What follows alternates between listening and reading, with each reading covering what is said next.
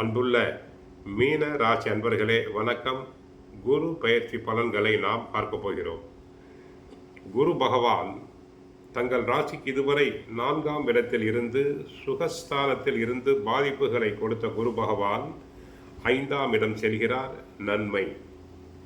ஏற்கனவே தங்களுக்கு கேது 6ஆம் இடத்திலிருந்து நன்மை செய்து கொண்டிருக்கிறார். குருவினுடைய 5ஆம் பார்வை தங்களுடைய 9ஆம் இடமாகிய பாக்கியஸ்தானமாகிய விருச்சிக ராசிக்கு ஏற்படுகிறது. ஆகவே பாக்கியங்கள் பலப்படும், சகல சௌபாகியம் ஐஸ்வர்யம் பெருகும், வீட்டில் சுப நிகழ்ச்சிகள் நடைபெறும், தரங்களான சுபகாரியங்கள் மலமளவென நடைபெறும், வீட்டில் குழந்தை பிறப்பு, சீமந்தம், காதுகுத்து போன்றவை நடைபெறலாம். அடுத்து தங்களின் லாபஸ்தானம், தங்களுடைய லாபஸ்தானத்தை மகர ராசியை அவர் பார்க்கிறார். தொழில் செய்வோருக்கு கையை கடிக்காமல் ஓரளவு லாபங்கள் பெருகும்.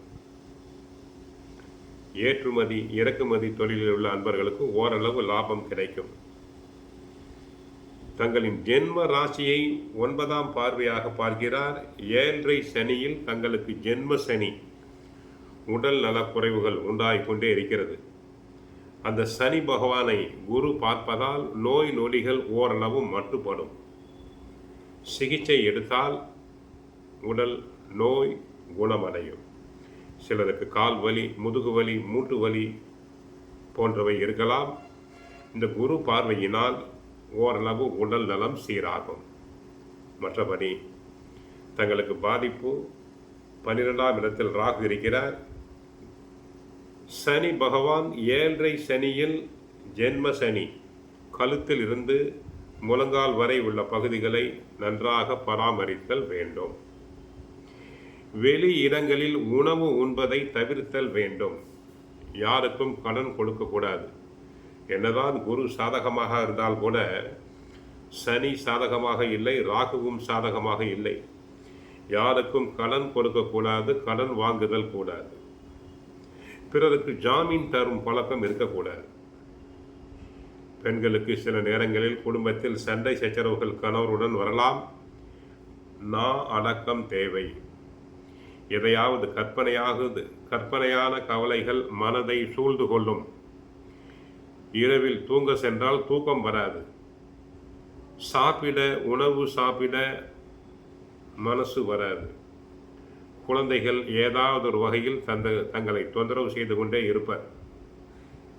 ஆக என்னதான் குரு சாதகமாக இருந்தாலும் 7.5 சனியினுடைய ஆதிக்கம் இருப்பதால் சிறு சிறு மன சங்கடங்கள் வரத்தான் செய்யும். கணவன் மனைவி ஒற்றுமை குறைவு, சுபகாரியங்கள் தடங்களுக்கு பின்தான் அமையும். குழந்தை பாக்கியத்துக்காக ஏங்கிய பெண்களுக்கு சிறிய மருத்துவ சிகிச்சைக்கு பின் நல்ல விதத்தில் குழந்தை பாக்கியம் உண்டாகும். மீனராசி பெண்களுக்கு சிசேரியன் தான், நார்மல் டெலிவரி உண்டாகாது. சிசேரியன் மூலமாக தான் குழந்தை பிறக்கும். தொழில்துறை அன்பர்கள் கவனம் தேவை. தொழில்துறையில் தங்களின் நேரடி கண்காணிப்பு தேவை. பார்ட்னர்ஸ்களுக்குள் அட்ஜஸ்ட்மெண்ட் செய்து கொண்டு போங்கள். ஒருவரை ஒருவர் புரிந்து கொள்ள வேண்டும். தற்சமயம் சூரியன் சாதகமாக இருப்பதால் அரசாங்க காரியங்கள் நல்ல விதத்தில் நடைபெறும். அரசு உதவி உண்டு. சிலருக்கு போட்டித் தேர்வுகளில் கலந்து கொண்டு பரிசு பாராட்டுதல்களை பெறலாம். அரசு உத்தியோகம் கிடைக்கும். தரகு கமிஷன் தொழிலில் ஈடுபடும் அன்பர்கள் கவனமாக இருங்கள். இல்லாவிட்டால் நஷ்டம் வர வாய்ப்பு உண்டு. ஆகவே மீனராசி அன்பர்கள் குரு சாதகம், கேது சாதகம். கேது சாதகம் என்பதால் அடிக்கடி ஆன்மீக சுற்றுலா சென்று வருவீர்கள். தாங்கள் செய்ய வேண்டியது சனி பகவானுக்கு ஆஞ்சநேயரை வழிபடுங்கள். ராகுவிற்கு துர்க்கையை வழிபடுங்கள்.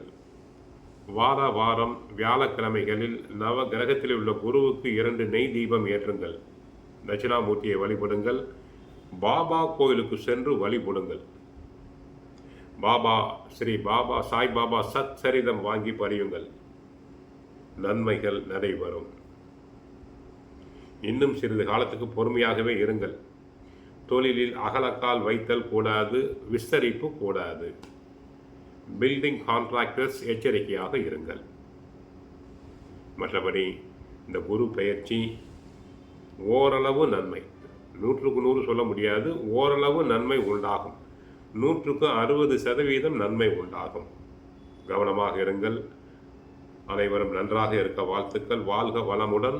ஹரே கிருஷ்ணா, ஹரே கிருஷ்ணா, ஹரே கிருஷ்ணா.